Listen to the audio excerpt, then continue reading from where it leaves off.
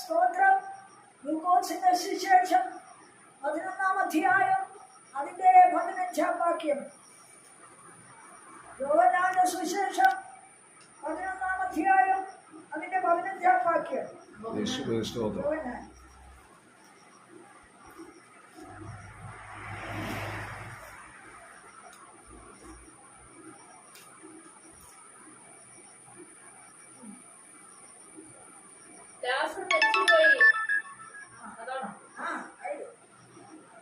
മരിച്ചുപോയി, ഞാൻ അവിടെ ഇല്ലാഞ്ഞതുകൊണ്ട് നിങ്ങളെ 14 കൂടെ ചേർത്ത് വായിക്കേ.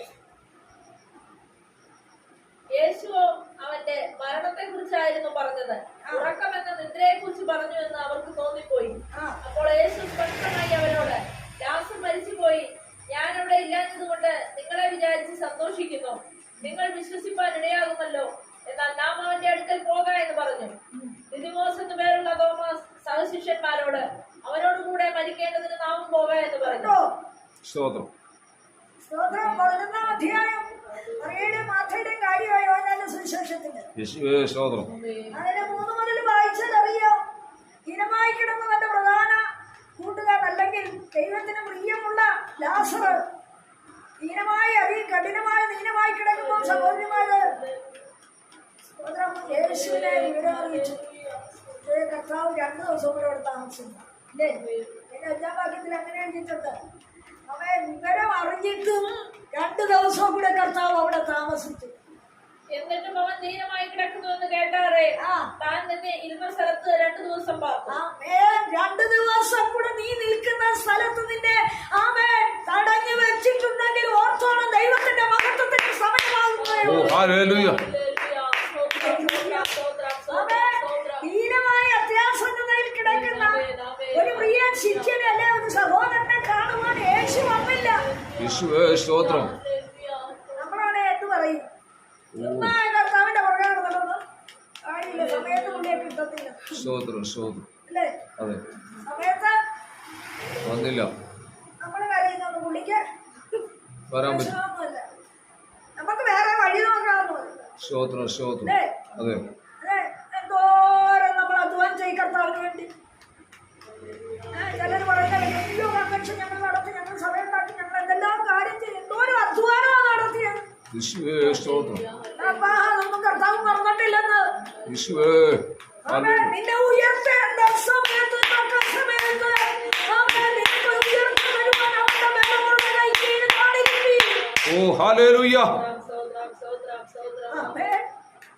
ഈ സഹോദരിമാര് അവർക്ക് ഏക ആശ്രയമായി. ഈ സഹോദരൻ മരിച്ചു പോയിട്ട് ഒരു വീട് കൊടുത്തോ? ഇല്ല. ഇനി കർത്താവിനെ ഇങ്ങോട്ട് കേരളത്തില്ലെന്ന് പറഞ്ഞോ? ഇല്ല. ചില കാര്യങ്ങൾ പ്രവചിച്ച ഉടനെ നടന്നില്ലെങ്കിൽ എന്ന് പറയും. കള്ളപ്രവചനം വന്നേ, അതൊന്നും നടക്കാൻ പോണില്ലെന്ന്.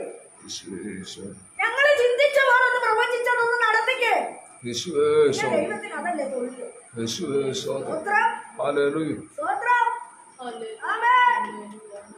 നിന്റെ സഹിഷ്ണുതയെ പഠിപ്പിക്കുവാൻ, നിന്നെ താഴ്ത്തി വിശപ്പിച്ച, പരിശോധിച്ച, പരീക്ഷിച്ച, നീ അവന്റെ വചനത്തിൽ ഉറയ്ക്കുമെന്ന് അറിഞ്ഞിട്ടേ പ്രമോഷനുള്ളൂ. എങ്ങനെയാ മരിക്കാൻ നിൽക്കുന്നവനെ പരീക്ഷയും പരിശോധനയൊക്കെ വിടണം? അല്ല, സൃഷ്ടിതാവിന് മരിച്ചാൽ ഉയർപ്പിക്കാൻ കഴിവുണ്ടെന്നാണ്. മാരകവ്യാധി പിടിച്ച് കിടന്നാലും സൃഷ്ടിച്ചവൻ മണ്ണ് എടുത്ത് കുഴച്ച രൂപമുണ്ടാക്കി ജീവശ്വാസം ഊതിയ സൃഷ്ടിതാവ് നിന്റെ അടുക്കൽ വരുവാൻ താമസിച്ചാലും നീ ഭാരപ്പെടണ്ട. മരിച്ചതിന്റെ മൺപൊടിയിൽ നിന്ന് ജീവിപ്പിക്കുന്ന കർത്താവിന്റെ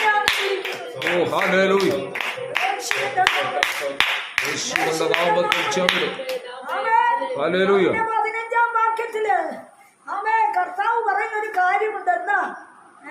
ലാസർ മരിച്ചുപോയി, ഞാനവിടെ ഇല്ലാഞ്ഞതുകൊണ്ട് നിങ്ങളെ വിചാരിച്ച് സന്തോഷിക്കുന്നു. കണ്ടോ?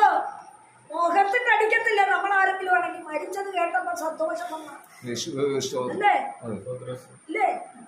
അയ്യോ, അടുത്ത വീട്ടിലൊരു മരണം നടന്നു, നമ്മൾ പറയുന്നത് എനിക്ക് വളരെ സന്തോഷം എന്ന് പറഞ്ഞാലോ ഒരു കൂട്ടത്തോടെ വന്ന് നമ്മളെ വലിച്ചിട്ട് കളയ്ക്കും. ഹല്ലേലൂയ. ഞാൻ രക്ഷിക്കേണ്ടവൻ പറയുക, രക്ഷിതാവ് പറയുക, നിങ്ങളെ ഓർത്ത് ഞാൻ ഈ മരണം സന്തോഷിക്കുകയാണ്. യേശുവേ സ്തോത്രം. ഇന്ന് പകലിൽ നിന്റെ ചിന്തയിലൊന്ന് മടങ്ങി വാ. ആമേ.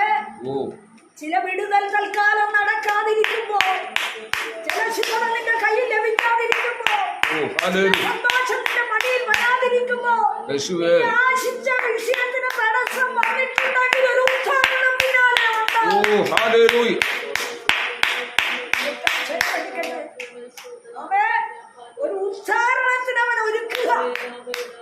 അതുകൊണ്ടാണ് ഈ വേദിക്കുന്നത്, തിരസ്കരിക്കുന്നത്, നമ്മളെ കംപ്ലീറ്റ് റിജക്ട് ചെയ്യുന്ന ചില വാക്ക് കേൾക്കുമ്പോൾ നമുക്ക് ഓർക്കും ഭയങ്കര ദേഷ്യം വരും, ഇല്ലേ? മനുഷ്യ സഹജമാണോ, മനുഷ്യ ജന്മമാണോ, ഇതൊക്കെ ഉണ്ട്. സ്തോത്രം. പക്ഷേ കർത്താവ് ശിഷ്യന്മാരോട് പറയുക, നിങ്ങളെ വിചാരിച്ച് ഞാൻ സന്തോഷിക്കും. കാരണം എന്താ, ഈ കൂട്ടത്തിൽ നടക്കുന്നവന്മാർക്ക് ഒരു വിശ്വാസമില്ല.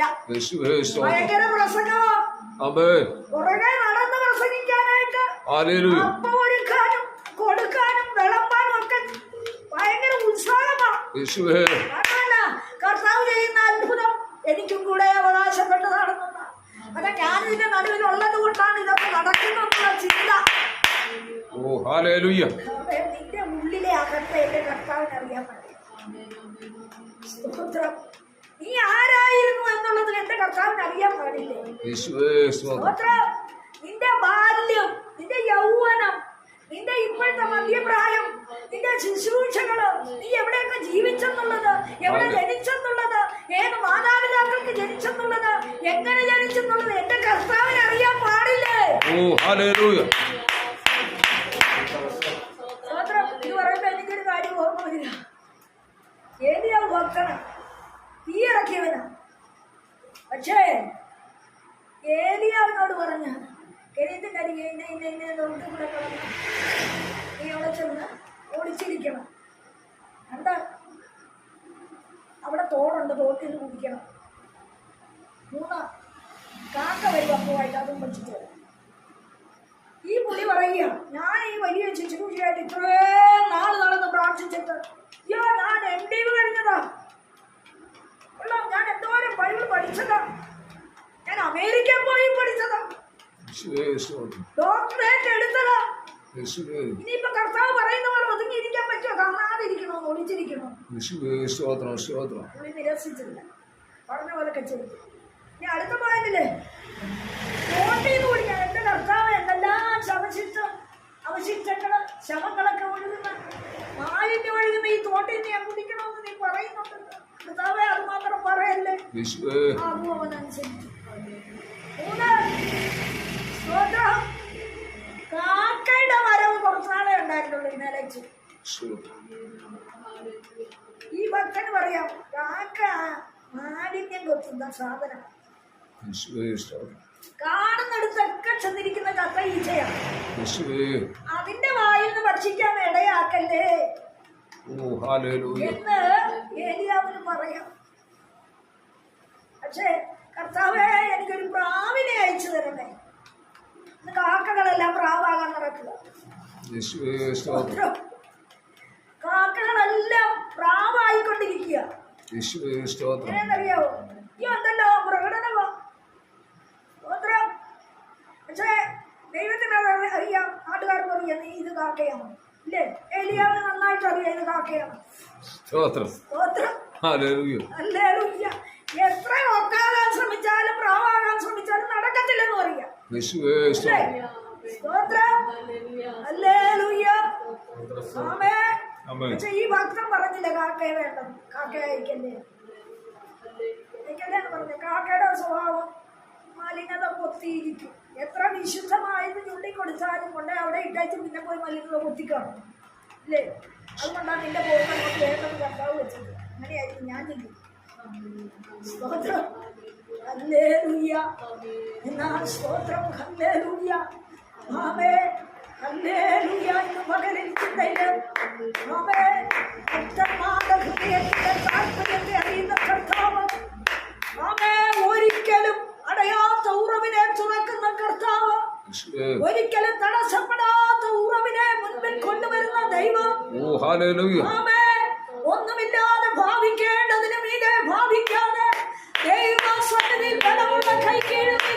ആയിരിക്കുമെങ്കിൽ ഓ ഹല്ലേലൂയ. ദൈവത്തിന്റെ പ്രവൃത്തി നിന്റെ മുന്നിൽ വെളിപ്പെടുന്നത്. സ്തോത്രം, സ്തോത്രം, സ്തോത്രം. ഹല്ലേലൂയ. നമ്മൾ ഇതിലാ തുടങ്ങിയത്.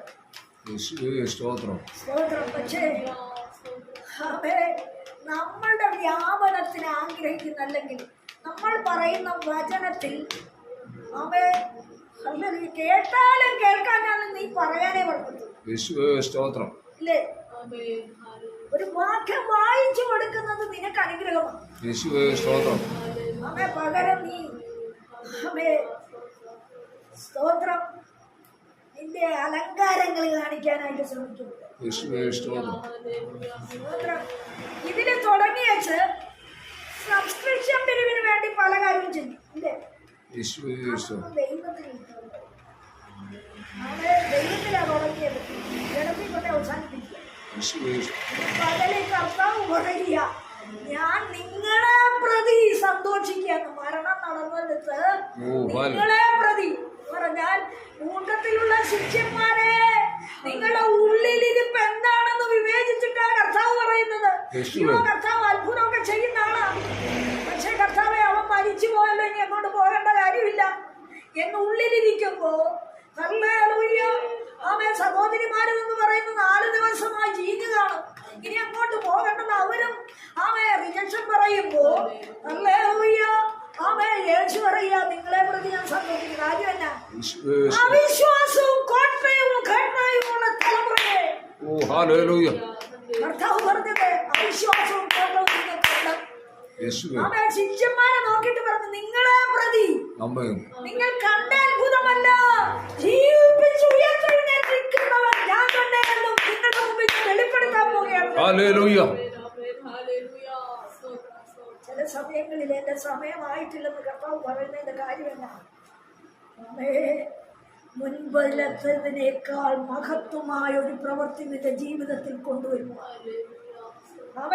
മുൻപിലത്തതിനേക്കാൾ ശോഭയുള്ള, നിറവുള്ള, സമൃദ്ധിയുള്ള, തൃപ്തിയുള്ള, വിടുതലുള്ള, സന്തോഷമുള്ള ഒരു ശുഭയാത്ര നിന്റെ ജീവിതത്തിൽ ഒരുക്കുവാൻ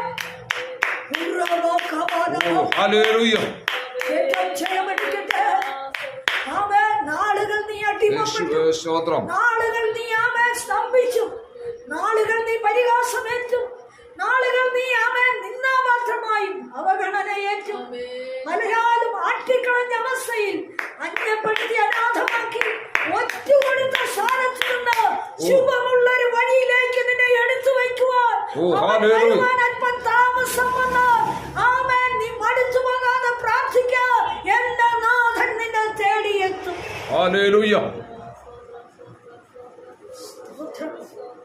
സ്തോത്രം. ഓർക്ക് ഞാൻ നിങ്ങളെ വിചാരിച്ച് സന്തോഷിക്കുന്നു. ശിഷ്യന്മാർ പറഞ്ഞതല്ല, നമ്മളും കൂടെ മരിക്കാനായിട്ട് കൊണ്ടുപോവുകയാണ്.